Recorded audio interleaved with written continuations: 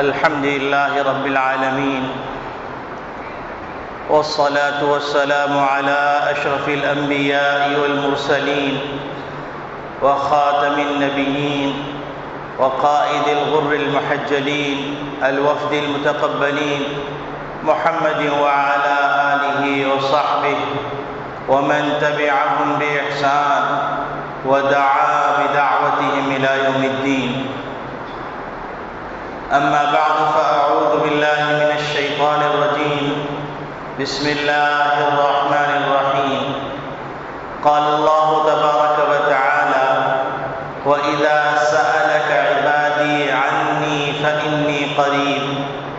أجيب دعوة الداع إذا دعاني فليستجيبوا لي وليؤمنوا بي لعلهم يرشدون. وقال النبي صلى الله عليه وسلم: أن يكون لسانك رطبا بذكر الله، أو كما قال عليه الصلاة والسلام. میرے محترم بزرگوں، عزیز دوستوں، دینی اسلامی بھائیوں، اللہ رب العالمین نے انسانوں کے اوپر بے شمار انعامات اور احسانات فرمائے. ان انعامات میں ایک انعام محمد ربی صلی اللہ علیہ وسلم کی بعثت اور آپ صلی اللہ علیہ وسلم کی تشریف آوری ہے، اور پھر نبی کریم صلی اللہ علیہ وسلم کے ذریعے سے محمد عربی صلی اللہ علیہ وسلم کی امت کو بے شمار ایسے اعمال بتلائے جو اعمال اللہ رب العالمین کی قربت کا ذریعہ ہے. اور اللہ رب العالمین جانتے ہیں کہ اگر ان اعمال کو نہیں کیا جائے گا تو انسان میں ایسی کمزوریاں پیدا ہو جائیں گی جو انسان کو تباہی کے راستے پر ڈھال دیں گی. دیکھیے، انسان کے دل میں اللہ کا خوف ہو، اللہ رب العالمین سے ملنے کی خواہش ہو، اللہ رب العالمین کی رضامندی حاصل کرنے کے جذبات ہوں، تو انسان بہت سارے گناہوں سے بچ سکتا ہے. لیکن اگر انسان کے اندر یہ احساس ختم ہو جائے کہ دنیا میں انسان چند دن کے لیے آیا ہے تو یہ انسان درندہ بن جاتا ہے. یہی وجہ ہے کہ نبی اکرم صلی اللہ علیہ وسلم نے ارشاد فرمایا: لا یزنی الزانی حین یزنی وہو مؤمن، لا یسرق السارق حین یسرق وہو مؤمن. کہ ایک آدمی زنا کر رہا ہے تو زنا کے وقت میں اس کے دل میں ایمان کا استحضار باقی نہیں رہتا. ایک آدمی چوری کر رہا ہے تو چوری کرتے ہوئے اس کے دل میں ایمان کا استحضار باقی نہیں رہتا. یعنی یہ احساس اگر انسان سے ختم ہو جائے کہ میرا خالق مجھے دیکھ رہا ہے، میرا مالک مجھے دیکھ رہا ہے، میرا پالنہار، مجھے رزق دینے والا، میری خوشی غمی کا سامان کرنے والا،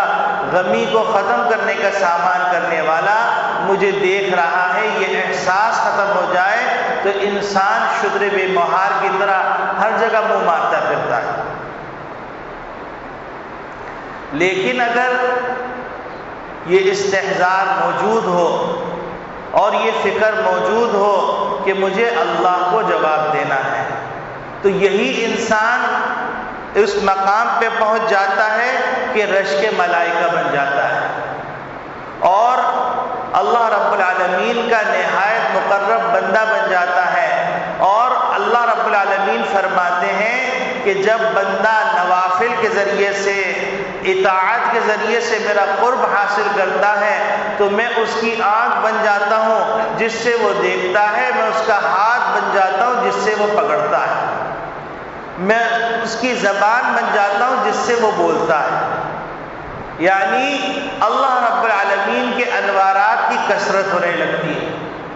اور ہر وقت اللہ رب العالمین کے قرب کے لیے وہ فکر مند رہتا ہے اور دوری کے اسباب سے دور ہوتا چلا جاتا ہے۔ نبی اکرم صلی اللہ علیہ وسلم سے ایک صحابی نے پوچھا کہ اے اللہ کے رسول، سب سے افضل عمل بتائیے۔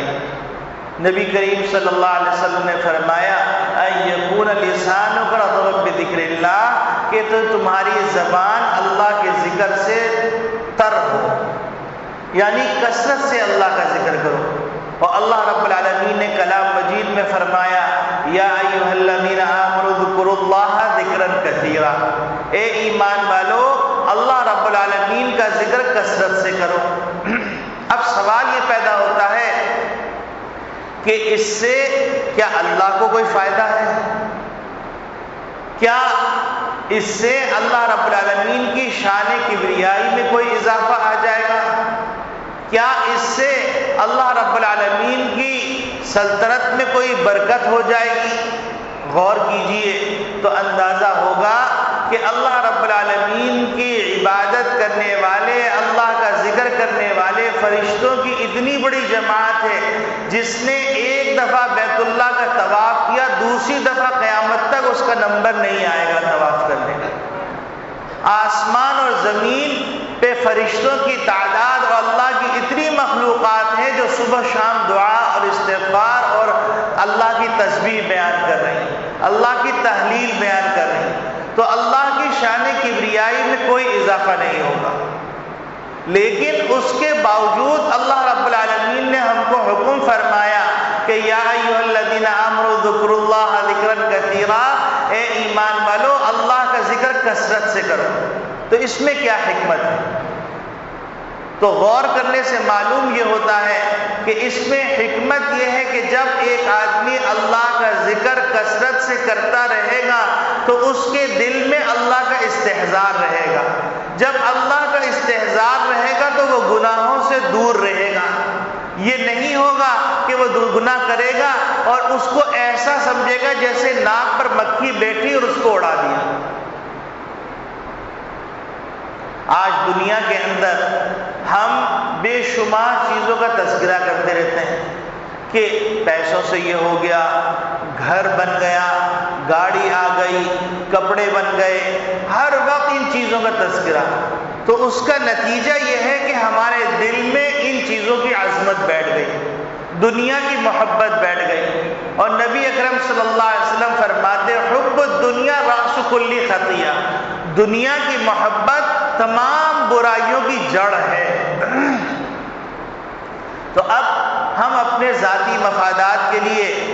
ہم اپنی ذاتی غرض کے لیے وہ گناہ کر لیتے ہیں کہ جن گناہوں کا ایک عام انسان سے تصور ممکن نہیں۔ ایک عام انسان کسی انسان کی جان لے لے، ایک عام انسان کسی انسان کی زندگی سے کھیل لے، اس کا تصور نہیں۔ لیکن مسلم معاشرے کے اندر سب سے ارزاں چیز، سب سے سستی چیز انسانی جان اور انسانی عزت ہو گئی۔ جب چاہا جان لے لی، جب چاہا عزت سے کھیل لیا، اور احساس بھی نہیں ہوتا۔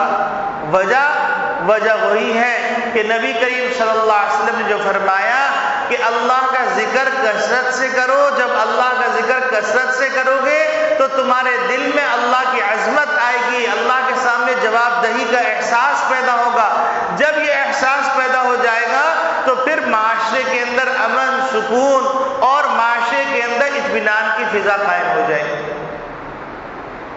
آج ہر آدمی غفلت میں پڑا ہوا ہے، اور ہر آدمی کے دل کے اندر مختلف قسم کے بت چھپے ہوئے ہیں۔ کسی کے دل کے اندر سرداری کا بت ہے، کسی دل کے اندر قیادت کا بت ہے، کسی دل کے اندر دنیا کی محبتوں کا بت ہے، کسی دل کے اندر اللہ کی نافرمانیوں کی لذت کا بت ہے۔ یہ سارے بت جس کو لا الہ الا اللہ کی ضرب سے ختم کیا گیا تھا، وہ ایک ایک کر کے بت جنم لیتے چلے گئے، اور اب گوتم بدھ کی طرح بڑے بڑے بت بن کے بیٹھ گئے، اور ان کے اندر سے یہ احساس ختم ہو گیا کہ مجھے اللہ کے سامنے جانا ہے، اللہ کے سامنے جواب دہی کا احساس ختم ہو گیا، اور یہ فکر ختم ہو گئی کہ مجھے اللہ کو جواب دینا ہے۔ اور نبی کریم صلی اللہ علیہ وسلم فرما رہے ہیں کہ یا ایھا الذین آمنوا اذکروا اللہ ذکرا کثیرا، اللہ نے فرمایا ہے اور سب سے افضل عمل کیا ہے، ان یکون لسانک رطبا بذکر اللہ، کہ تمہاری زبان اللہ کے ذکر سے تر رہے۔ اب آپ دیکھیے کہ نبی کریم صلی اللہ علیہ وسلم رحمت للعالمین ہیں، تو آپ صلی اللہ علیہ وسلم نے اپنی امت کو ایسا طریقہ سکھلا دیا کہ اگر ایک آدمی وقت نہ نکال سکتا ہو، دنیاوی جھمیلوں میں پڑ کر، دنیاوی لذتوں اور شہوات میں الجھ کر وہ اللہ رب العالمین کا ذکر کر نہیں سکتا ہو کہ 100 دفعہ یہ پڑھ لے، 100 دفعہ یہ پڑھ لے، 100 دفعہ یہ پڑھ لے، اس کی فرصت نہیں ملتی، تو ایک آسان نسخہ بتا دیا کہ اس نسخے کو اوپر عمل کر کے انسان ذاکر بن جائے گا، اور قیامت کے دن اللہ رب العالمین نے جنت میں جو مقام ذاکرین عطا کیا ہے وہ مقام ذاکرین اس کو مل جائے گا۔ وہ آسان سا نسخہ ہے۔ اب آپ دیکھیے کہ اللہ رب العالمین ہم سے کہہ رہے ہیں ہم سے مانگو، وَإِذَا سَأَلَكَ عِبَادِي عَنِّي فَإِنِّي قَرِيب، کہ جب بندہ مجھ سے کوئی چیز مانگتا ہے تو میں اس کے قریب ہوں اور دعا کرنے والے کی دعا کو قبول کرتا ہوں۔ اب ہماری ضرورتیں تو بہت ساری ہیں لیکن ہمیں مانگنا نہیں آتا، ہمیں مانگنے کا طریقہ نہیں آتا۔ نبی اکرم صلی اللہ علیہ وسلم نے ایسی دعائیں سکھلا دی کہ اس کے اندر ہماری دنیا اور آخرت کی ساری کامیابیاں چھپ گئی۔ تمام چیزیں ہم نے 2 لفظوں میں مانگ لی اگر ہم نے حضور کی دعاؤں کا اہتمام کیا، اور اللہ رب العالمین نے یہ دعائیں نبی کریم صلی اللہ علیہ وسلم کو سکھلائی ہیں۔ اور اللہ رب العالمین جو خالق کائنات ہیں، جو سائلین کے سوال کے جواب دینے والے ہیں، وہ اللہ رب العالمین جب سکھلائیں دعا اور نبی کریم صلی اللہ علیہ وسلم کی زبان مبارک سے نکلی بھی ہو دعا، تو وہ دعا قبول نہ ہو، اس میں شک کی گنجائش نہیں۔ اب آپ دیکھیے کہ حضرت آدم علیہ السلام ہیں، حضرت آدم علیہ السلام اللہ رب العالمین نے ان کو پیدا فرمایا، پیدا فرمانے کے بعد ان کے اوپر کچھ پابندیاں لگا دی، اور پابندیاں لگانے کے بعد فرمایا کہ ان پابندیوں کا لحاظ کرو، جنت میں مزے کرتے رہو۔ اب انہوں نے اس پابندی کے اندر سے ایک پابندی کہ فلاں چیز نہ کھانا وہ کھا لی، اب پریشان کہ اللہ رب العالمین کے حکم عدولی ہو گئی، اللہ رب العالمین کا حکم توڑ دیا، تو اب پریشان ہے، اس پریشانی کے عالم میں اللہ سے مانگنا چاہ رہے ہیں لیکن کیسے مانگیں؟ تو اللہ رب العالمین کے اوپر قربان جائیے کہ اللہ رب العالمین نے حضرت آدم علیہ السلام کو کلمات سکھلائے کہ دیکھو ہماری ناراضگی سے اگر بچنا چاہتے ہو، ہماری ناراضگی سے نجات چاہتے ہو، تو اس کا طریقہ یہ کہ تم اس طرح دعا کرو۔ یہ بالکل ایسے ہو گیا جیسے آج دنیا کے اندر کوئی آدمی کسی کے پاس جاتا ہے، کسی محکمے میں جاتا ہے، اور محکمے میں جانے کے بعد کہتا ہے کہ بھائی میرا یہ کام ہے، اس کام کو کرنا ہے، تو وہ آدمی خود اپنے اسپیشل لیٹر پیڈ پہ ایک درخواست بناتا ہے، درخواست بنانے کے بعد درخواست کے اندر ان تمام پوائنٹس کا احاطہ کرتا ہے، ان تمام نکات کا احاطہ کرتا ہے جن نکات کی بنیاد کے اوپر درخواست منظور ہو سکتی ہے، اور اگر ایک نقطہ کم ہو جائے تو وہ درخواست رد کر دی جائے گی۔ وہ تمام نکات کا احاطہ کرتا ہے، اور احاطہ کرنے کے بعد کہتا ہے تم بس یہاں دستخط کر دو تاکہ پتہ چلے کہ یہ درخواست تم نے پیش کی۔ تو اس درخواست کے منظور ہونے میں شبہ کہاں؟ اس درخواست کے منظور ہونے میں رتی برابر شبہ نہیں۔ تو اسی طریقے سے اللہ رب العالمین نے حضرت آدم علیہ السلام کو کلمات سکھائے، گویا کہ پورا ایک مضمون مرتب کر کے دے دیا کہ اگر کبھی غلطی ہو جائے تو اگر کوئی بندہ اللہ کی ناراضگی سے اپنے آپ کو بچانا چاہتا ہے تو وہ ان کلمات کا ورد کرے تو اللہ رب العالمین اس کو اپنی ناراضگی سے نجات عطا فرما دیں گے۔ اب وہ کلمات کیا ہیں؟ ربنا ظلمنا انفسنا وان لم تغفر لنا وترحمنا لنکونن من الخاسرین۔ اے اللہ، ہم نے اپنی جانوں پہ بہت ظلم کیا، اگر آپ معاف نہیں کریں گے، آپ رحم نہیں کھائیں گے تو ہم بڑے خسران اٹھانے والوں میں ہو جائیں گے، بڑے نقصان اٹھانے والوں میں ہو جائیں گے۔ تو اب آپ دیکھیے کہ اللہ رب العالمین نے پابندی لگائی کہ یہ مت کرنا، اس پابندی کے خلاف ورزی ہو گئی تو اللہ رب العالمین نے خود سکھلا دیا کہ یہ کلمات پڑھو تو ہم راضی ہو جائیں گے۔ تو جب آدم علیہ السلام ان کی پیدائش کے وقت کلمہ طیبہ لکھا ہوا ہے تو وہاں پر محمد رسول اللہ کے بارے میں سوال کرتے تو کہتے ہیں کہ یہ وہ پیغمبر ہیں جو آپ کی امت میں آپ کی نسل کے اندر ہوں گے، سب سے آخری پیغمبر ہوں گے، لیکن اگر ان کا پیدا کرنا مقصود نہ ہوتا تو ہم اس کائنات کو بناتے نہیں، آدم تم کو پیدا ہی نہیں کرتے۔ اب آپ دیکھیے کہ ایک طرف یہ اور دوسری طرف آدم علیہ السلام کو کلمات سکھائے، تو جب آدم علیہ السلام کو کلمات سکھائے ہیں تو اللہ رب العالمین نے محمد نبی صلی اللہ علیہ وسلم کو جو کلمات سکھائے ہوں گے وہ کتنے عالی شان ہوں گے۔ یقینی بات ہے ہر کلمہ دعا کا جو نبی کریم صلی اللہ علیہ وسلم کے زبان مبارک سے نکلا ہے وہ کلمہ نہایت قیمتی ہے، اور نبی کریم صلی اللہ علیہ وسلم نے اس امت کو وہ کلمات سکھا دیے اور کہا کہ دیکھو تم مستقل بیٹھ کے ہو سکتا ہے مصروفیات میں ذکر نہ کر سکو، تو تم اگر ان کلمات کا اہتمام کرو گے تو اللہ رب العالمین کی ذات عالی سے امید ہے کہ تم ذاکرین میں شمار کر لیے جاؤ۔ اب آپ دیکھیے ان کلمات کی حقیقت، نبی کریم صلی اللہ علیہ وسلم فرما رہے ہیں کہ تم کو معلوم نہیں کہ تمہاری کون کون سی ضرورتیں ہیں، اور تم کو معلوم نہیں کہ تمہاری ضرورتیں کیسے پوری ہوں گی، تم کو معلوم نہیں کہ تمہاری ضرورتوں کے سلسلے میں اللہ سے مانگنا کیسے ہے، تو چلو ہم تم کو سکھلاتے ہیں۔ نبی کریم صلی اللہ علیہ وسلم فرماتے ہیں کہ ان هذه الحشوش محتضرة فاذا اتاكم الخلا فليقل اللهم اني اعوذ بك من الخبث والخبائث، کہ دیکھو تم قضاء حاجت کے لیے جاتے ہو، قضاء حاجت کے لیے جاتے ہو تو قضاء حاجت کے وقت شیاطین کی جماعت حاضر ہوتی ہے اور وہ تم کو نقصان پہنچا سکتی ہے، روحانی طور پہ بھی جسمانی طور پہ بھی۔ جسمانی طور پر اس طرح کہ وہ جراثیم ایسے منتقل کر دے تمہارے اندر، جو تمہاری غلاظت نکلی ہے اس غلاظت کے نتیجے میں ایسے جراثیم پیدا کر دے جو تمہاری صحت کے لیے مضر ہو، اور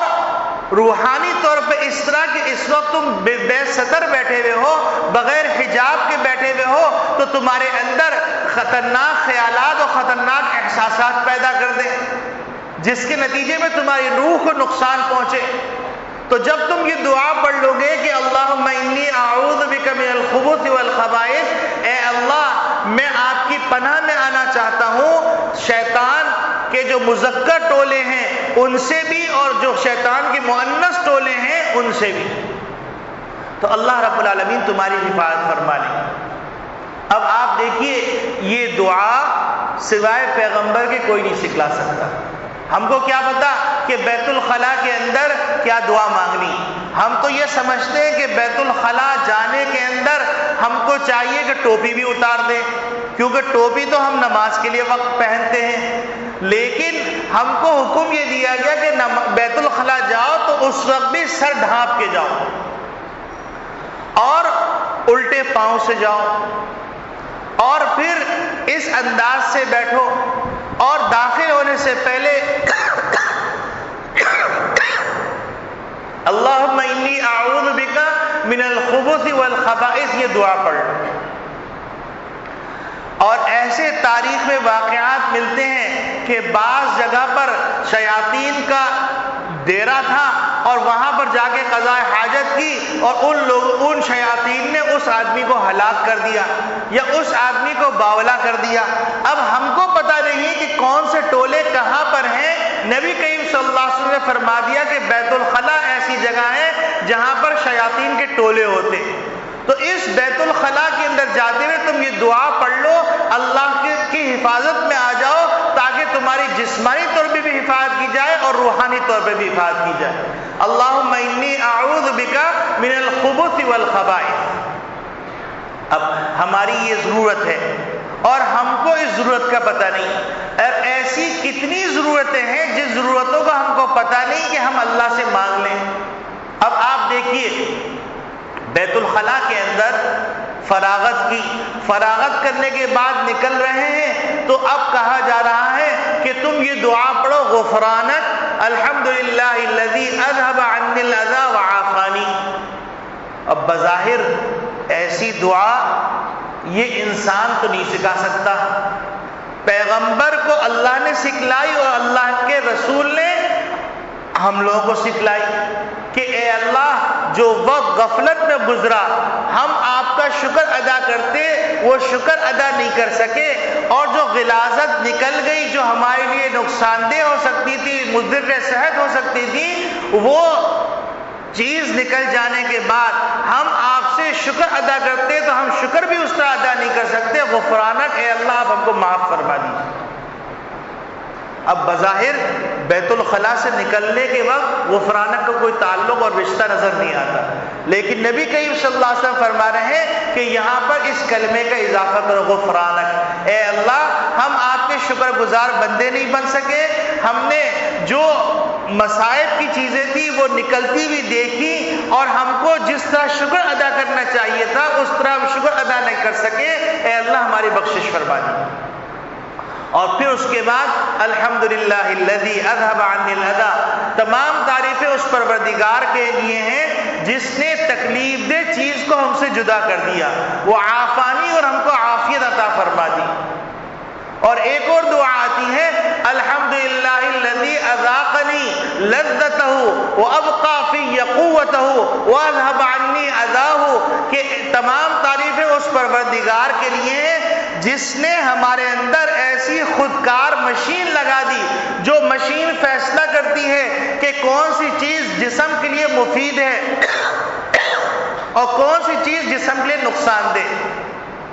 کون سی چیز خون بنائے گی اور کون سی چیز ہڈیوں کو طاقت دے گی، اور کون سی چیز گوشت کو طاقت دے گی اور کون سی چیز پھیپڑوں کو طاقت دے گی، اور کون سی چیز انسان کی زندگی کے لیے ضروری ہے اور کون سی چیز انسان کی زندگی کے لیے غیر ضروری. اگر ہم ٹیسٹ کرنے لگیں تو ٹیسٹ کرنا ممکن نہیں. ہم تو جو چیز سامنے آتی ہے ہم نے کھا لی، اور کھانے کے بعد ہم نے پلٹ کے نہیں دیکھا کہ ہم کو یہ چیز ملی جو تھی وہ ہمارے لیے مفید صحت ہے یا مضر صحت ہے. اور پھر اس کے اوپر جو جراثیم لگے ہوئے ہیں. اب انسان ایسا عجیب غریب ہے، حضور صلی اللہ علیہ وسلم نے فرمایا ہاتھ دھو کے کھاؤ تو انسان غیر ضروری سمجھتا ہے، لیکن طب نے بتلا دیا کہ انسان کے ہاتھ میں اس قدر جراثیم ہوتے ہیں، اس قدر بیکٹیریاز ہوتے ہیں کہ اگر ہاتھ دھو کے نہ کھایا جائے تو کھانے کے راستے وہ تمام بیکٹیریاز پیٹ میں جا کے انسان کے نظام ہاضمہ کو، نظام تنفس کو، نظام گردے کو متاثر کر سکتے ہیں. اب ہم کہہ رہے ہیں واقعی بہت مفید بات ہے، ہاتھ دھو کے کھانا چاہیے، یہ تو گڈ مینرز میں سے. تو اب اگر کوئی آدمی گڈ مینرز کی نیت سے کھا رہا ہے اس کو ثواب نہیں ملے گا، لیکن اگر وہ اس لیے ہاتھ دھو رہا ہے کہ حضور اکرم صلی اللہ علیہ وسلم نے فرمایا ہے تو اس کو گڈ مینرز کے بھی ثواب ملے گا، اور اللہ رب العالمین کی طرف سے جو خیر کے فیصلے ہوں گے وہ بھی عطا کیے جائیں. تو الحمدللہ الذی اذھب عنی الاذی وعافانی، یا الحمدللہ الذی اذاقنی لذتہ، کہ تمام تعریفیں اس پروردگار کے لیے ہیں جس نے اس کھانے کی جو لذت ہے وہ ہم کو عطا کی، اور وابقى فی قوتہ، اس کے اندر جو ہماری صحت کے لیے مفید چیزیں اس کو باقی رکھا. وَأَذْهَبَ عَنِّي آذَاهُ، اور جو تکلیف دہ چیزیں ہیں اس کو ہم سے جدا کر دیا. اب آپ بتلائیے انسان کے اندر ایک مشین ہے اس کا نام ہے گردہ. گردے کے بارے میں آتا ہے کہ کسی بڑے ڈاکٹر سے پوچھا گیا کہ جناب آپ یہ بتلائیے کہ سائنس نے اتنی ترقی کر لی ہے تو آپ پلاسٹک کا گردہ کیوں نہیں بنا دیتے؟ تو کہنے لگے کہ گردے کو اللہ رب العالمین نے ایسا بنایا ہے، اس کے اندر ایسی باریک جالیاں ہیں کہ ایسی جالی بنا نہیں سکتے، اور اگر بنا بھی لی تو وہ جالی کے اوپر اتنی کے بس میں نہیں ہوگا، اور اگر وہ بس میں بھی آ جائے تو ہم وہ سینسر نہیں بنا سکتے جو سینسر فیصلہ کرتا ہے کہ کون سی چیز کو گردے کے راستے سے فلٹر ہو کر خون میں شامل ہونا ہے اور کون سے راستے کو مثانے میں جا کے پیشاب کے راستے سے نکلنا ہے۔ یہ ہمارے بس کی بات نہیں ہے۔ اللہ رب العالمین نے یہ قوت عطا فرمائی کہ اللہ رب العالمین نے امیر کو، غریب کو، شریف کو، بدماش کو، حسین کو، بھوڑ کو، ہر قسم کے شخص کو سب کچھ عطا کر دیا، اور اس کے بعد دنیا میں بھیج دیا اور کہا کہ تم چلتے پھرتے اگر اللہ کا ذکر کرتے رہو گے تو تم ذاکرین میں ہو جاؤ گے۔ تو نبی کریم صلی اللہ علیہ وسلم نے ہم کو ایسی بات سکھلا دی کہ جس کے اندر ہر حالت کی تبدیلی کے وقت کی ایک دعا سکھلا دی۔ اب اگر ہم صرف ان دعاؤں کا اہتمام کر لیں تو ہم ذاکرین میں ہو جائیں گے، کیونکہ انسان ایک حالت پہ نہیں رہتا، جو بھی روح چیز ہے، متحرک چیز ہے، اس کی حالتیں بدلتی رہتی ہیں، اور نبی کریم صلی اللہ علیہ وسلم نے ہر حالت کے لیے دعا سکھلا دی، حتیٰ کہ بیت الخلاء جانے کی بھی دعا سکھلا دی۔ اللہم انی اعوذ بک من الخبث والخبائث، کہ یہ وہ جگہ ہے جس جگہ پر شیاطین کا جمگٹا ہوتا ہے، شیاطین یہاں پر موجود رہتے ہیں، غلیظ جگہوں پہ رہتے ہیں، ناپاک جگہوں پہ رہتے ہیں، تو تمہیں چاہیے کہ تم دعا پڑھ کے جاؤ تاکہ اللہ کی حفاظت میں آ جاؤ، اور پھر اس کے بعد جب تم فارغ ہو جاؤ تو یہ دعا پڑھ لو، الحمدللہ الذی اذھب عنی الاذی وعافانی۔ ایک دفعہ ایک بادشاہ تھا، وہ بادشاہ شکار پہ گیا، شکار پہ جانے کے بعد وہ پیاس سے نڈھال ہو گیا، پانی کہیں مل نہیں رہا تھا، ایک جھونپڑی نظر آئی کسی غریب کی، تو اس کے پاس گئے تو دیکھا اس کے پاس پانی تھا، تو پانی اس نے لیا کٹورے میں، اور کٹورے میں لینے کے بعد وہ پانی پینے لگا۔ تو اس بادشاہ کے ساتھ غالباً ہارون رشید اور بہلول کا واقعہ ہے، اللہ والے تھے، تو اللہ والے نے کہا کہ بھائی ذرا سا رک جائیے، آپ ایک سوال کا جواب دے دیجئے۔ تو انہوں نے کہا جی پوچھئے۔ تو کہنے لگے میرا سوال یہ ہے کہ اگر آپ کو اس پیاس کی حالت کے اندر جو اس وقت ہے اگر پانی نہیں ملتا تو آپ کیا کرتے؟ تو کہنے لگے میں پانی کی آدھی سلطنت قیمت لگا دیتا۔ انہوں نے کہا ٹھیک ہے بسم اللہ پڑھ کے پی لیجیے۔ انہوں نے پانی پی لیا،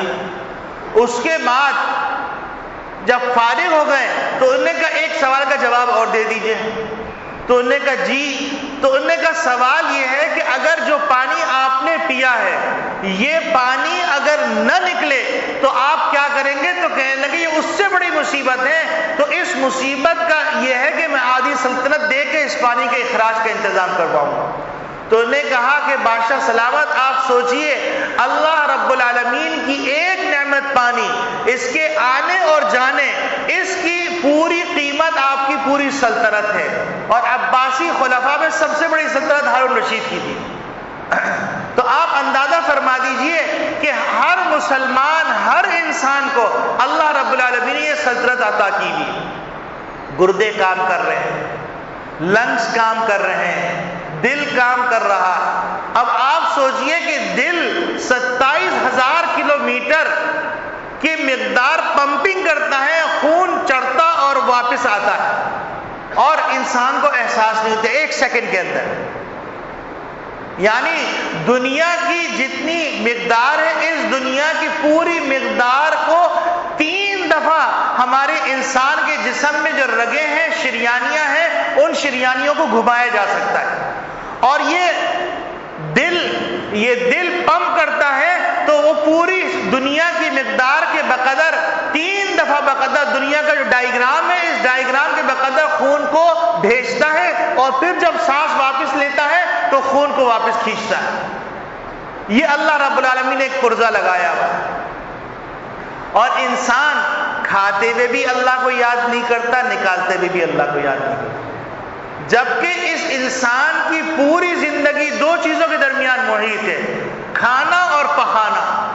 اگر آپ غور فرمائیں، ایک اللہ والے کا یہ جملہ ہے، وہ کہنے لگے میاں صاحب ہم نے انسانوں پہ غور کیا تو غور کرنے کے بعد ہم کو لگا انسان 2 خانوں کے درمیان چل رہا ہے، ایک کھانا باورچی خانہ اور ایک پخانا۔ اچھا اچھے سے اچھا کھانے کا انتظام کر دوں، اچھے سے اچھا نکلنے کا انتظام کر دوں۔ آپ حیران ہوں گے 17 لاکھ اور 28 لاکھ اور 40 لاکھ کے صرف بیت الخلا بنائے جا رہے ہیں، اور ہم وہ نعمت جو اللہ رب العالمین نے بغیر پیسہ خرچ کیے ہوئے ہم کو عطا کی، اس نعمت کا خیال نہیں۔ تو میرے عزیز دوستو بھائیو، رمضان مبارک کا مبارک مہینہ آنے والا ہے۔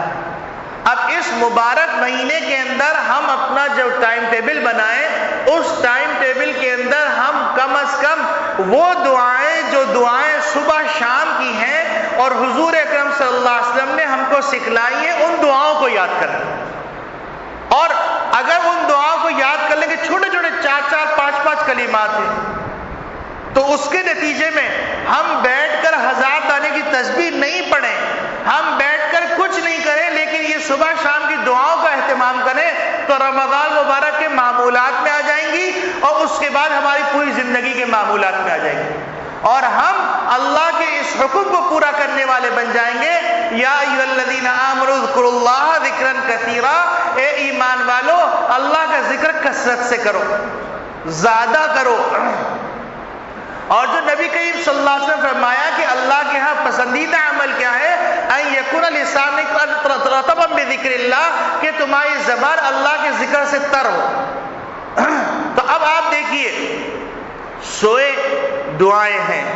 اٹھے دعائیں ہیں، بیت الخلا گئے دعائیں ہیں، بیت الخلا سے نکلے دعائیں ہیں، وضو کرنے لگے دعائیں ہیں، وضو سے فارغ ہوئے دعائیں ہیں، گھر سے باہر نکلے دعائیں ہیں، گھر کے اندر آئے دعائیں ہیں، مسجد میں داخل ہوئے دعائیں ہیں، مسجد سے باہر نکلے دعائیں، اور ان دعاؤں میں نہ اللہ کا فائدہ ہے نہ اللہ کے رسول کا فائدہ ہے، سراسر ہمارا فائدہ ہے۔ اب آپ دیکھیے، یہ تو دعا ہو گئی بیت الخلا جانے اور بیت الخلا سے نکلنے کی، جس میں سراپا ہمارا فائدہ ہے، اور ہم اللہ کے شکر گزار۔ ایک ہی دعا کے اندر ہم اللہ سے مغفرت بھی چاہ رہے ہیں، اللہ کا شکر بھی ادا کر رہے ہیں، تو گویا کہ ہم مستغفرین میں بھی ہیں اور شاکرین میں بھی، یہ دو اعزاز مل گئے ایک دعا سے۔ اب آپ دیکھیے، مسجد میں داخل ہو رہے ہیں، مسجد میں داخل ہو رہے ہیں تو کہہ رہے ہیں بسم اللہ والصلاۃ والسلام علی رسول اللہ اللہم افتح لی ابواب رحمتک۔ اب آپ دیکھیے، نبی کریم صلی اللہ علیہ وسلم فرماتے ہیں کہ کل امر ذی بال لم یبدأ بسم اللہ فهو اخطا، ہر ایسا کام جو ذی شان ہو، عالی مرتبت والا ہو، اس کو اللہ کے ذکر سے شروع نہ کیا جائے تو وہ رحمت سے دور ہے، برکت سے دور ہے، خیر سے دور ہے۔ تو اب مسجد میں داخلہ یہ بہت عظمت والا کام ہے، تو بسم اللہ سے اس کا آغاز کیا، اور مسجد تک پہنچنے کا طریقہ ہم کو سکھلایا نبی کریم صلی اللہ علیہ وسلم نے۔ آپ صلی اللہ علیہ وسلم نے جب طریقہ سکھلایا تو ہم آپ صلی اللہ علیہ وسلم کے احسان کو مانتے ہوئے ہم کہتے ہیں الصلاۃ والسلام علی رسول اللہ۔ اس میں بھی ہمارا فائدہ، ایک دفعہ درود بھیجا 10 رحمتیں نازل، 10 درجات بلند، 10 گناہ معاف۔ پھر اس کے بعد ہم اللہ سے درخواست کر رہے ہیں اللہم افتح لی ابواب رحمتک، اے اللہ رحمت کا دروازے کھول دیجیے۔ اب آپ دیکھیے، ہم یہاں نہیں پہچان سکتے تھے کہ یہاں پر ہم باپ کا لفظ استعمال کریں یا ابواب کا لفظ استعمال کریں، یہ سوائے اللہ اور اللہ کے رسول کے کوئی ہم کو نہیں بتلا سکتا،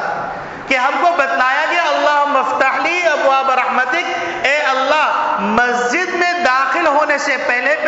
رحمت کے دروازے، جو روحانی ترقی کے دروازے ہیں، جو قلب کی روحانیت کے دروازے ہیں، جو دماغ کی روحانیت کے دروازے ہیں، جو آنکھوں کی روحانیت کے دروازے ہیں، جو انسان کے جتنے اعضاء جوارے ہیں ان کی صحت کے جو دروازے ہیں، خیر کے جو فیصلے ہیں، وہ تمام کے تمام دروازے کھول دیجیے۔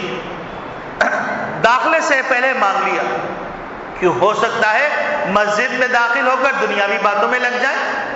ہو سکتا ہے مسجد میں داخل ہونے کے بعد ہم جو ہے توجہ سے بیٹھے نہیں، غیبت کرنے لگ جائیں۔ جیسا کہ نبی کریم صلی اللہ علیہ وسلم فرمایا، کوئی آدمی نماز کے انتظار میں بیٹھا ہوتا ہے تو اللہ رب العالمین اس کو نماز کا ثواب دیتے ہیں، اور نبی کریم صلی اللہ علیہ وسلم فرمایا جب تم نماز کے انتظار میں بیٹھے ہو تو یہ جنت کے باغات میں سے ایک باغ میں بیٹھے ہوئے ہو، اور نبی کریم صلی اللہ علیہ وسلم فرمایا تم جنت کے باغات میں جب بیٹھو، جنت کی کیاریوں میں بیٹھو تو ان کیاریوں سے پھل بھی کھایا کرو۔ صحابہ کرام رضوان اللہ اجمعین نے عرض کیا اللہ کے رسول وہ پھل کیا ہے؟ تو نبی کریم صلی اللہ علیہ وسلم فرمایا سبحان اللہ وبحمدہ سبحان اللہ العظیم سبحان اللہ والحمدللہ ولا الہ الا اللہ واللہ اکبر ولا حول ولا قوت الا باللہ. یہ جنت کے باغات کے پھل ہیں.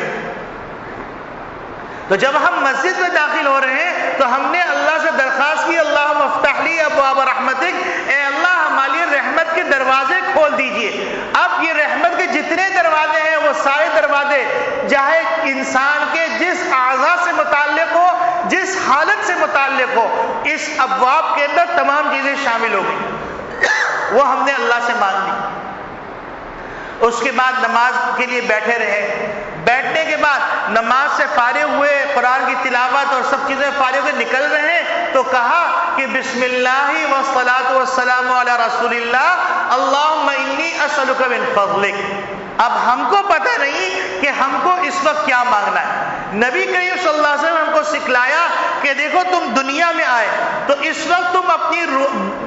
دنیا میں آنے کے بعد ایک حالت تمہاری مسجد کی، ایک حالت تمہاری بازار کی اور گھریلو زندگی کی ہے، خانگی زندگی کی ہے. تو جب تم مسجد کی زندگی میں آ رہے ہو تو یہاں پر تمہاری روحانی غذا کی ضرورت ہے. تو تم یہاں پر مانگو اللہم افتح لی ابواب رحمتک. رحمت کے اندر روحانی غذا ہے. اور تم جب باہر نکل رہے ہو تو باہر نکلنے کے اندر تمہیں اب جسمانی غذا کی ضرورت ہے، اللہ کے فضل کی ضرورت ہے، مال کی ضرورت ہے، تجارت کی ضرورت ہے، گاہک کی ضرورت ہے، گھریلو ضرورت ہے. یہ تمام چیزیں اللہ کا فضل ہے اور یہ فضل اللہ سے مانگے بغیر نہیں مل سکتا. اب تم جا کے دکان میں بیٹھو گے، تم جا کے اپنے کاروبار میں بیٹھو گے تو نکلتے ہوئے تم دعا کرو اللہم انی اسألک من فضلک. اے اللہ گاہک بھی آپ بھیجیں گے، روزگار بھی آپ عطا کریں گے،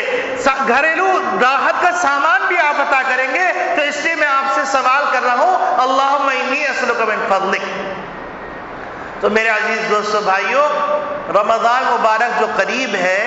اس رمضان مبارک کے اندر جہاں ہم نے اپنے گناہوں کی ایک فہرست بنائی ہے اور ارادہ کیا ہے کہ ہم گناہوں کو چھوڑتے جائیں گے، اور ہم نے ایک طرف قرآن کریم کی تلاوت کا چارٹ بنایا ہے، تو ہم اس چارٹ کے اندر ایک خانہ بنا لیں کہ روزانہ 30 دن کے اندر ہم 30 دعائیں یاد کر لیں گے.